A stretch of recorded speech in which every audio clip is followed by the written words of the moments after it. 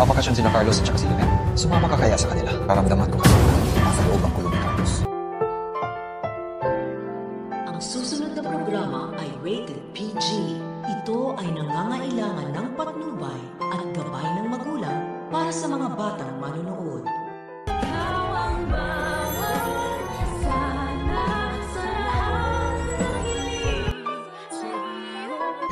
Carpet namin to ha. Bakit pumunta na punta dito?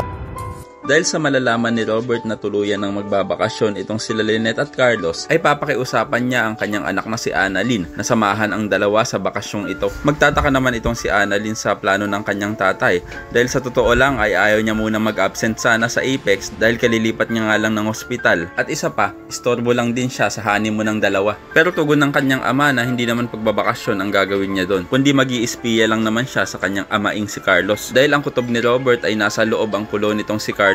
At yan ang aalamin ngayon ni Annalyn kung ano ito. Kumasa naman kaya si Annalyn sa challenge na ito ng kanyang ama? Yan ang dapat nating abangan. Samantala, palihim na mag-iimbestiga na itong si Lynette at hahanapin niya si Irene sa lahat ng puneraryang alam niya. Hanggang sa mapadpad na nga siya dito sa funeral homes ni Jean Padilla. Bubungad naman kay Lynette ang hawak-hawak ng mama at ito nga ang kanilang carpet sa bahay. Kaya naman agad kukumprontahin ni Lynette itong si Jean at itatanong kung bakit hawak-hawak niya ang kanilang carpet. Palusot naman ng mama na kabibili niya lang daw ng carpet na yun at baka kaparehas nga lang daw ng kila Lynette. Yun nga lang, ilalaglag naman si Jean Padilla ng kanyang kasama at papabulaanan niya ang kanyang mga sinabi dahil hindi naman daw talaga nila nabili ang carpet na yun at sa katunayan nga daw nito ay nakuha nga lang nila ito na nakabalot dun sa bangkay na napulot nila sa ilog. Papakita naman ni Lynette ang larawan ni Irene na baka ito yung bangkay na tinutukoy ng assistant. Pero dahil nga naisip ni Jean Padilla na bayad siya kay Carlos at maaari pa nga siyang makakuha ng karagdagang kabayaran pag nagsinungaling siya kay Lynette ay itatanggi niya ito.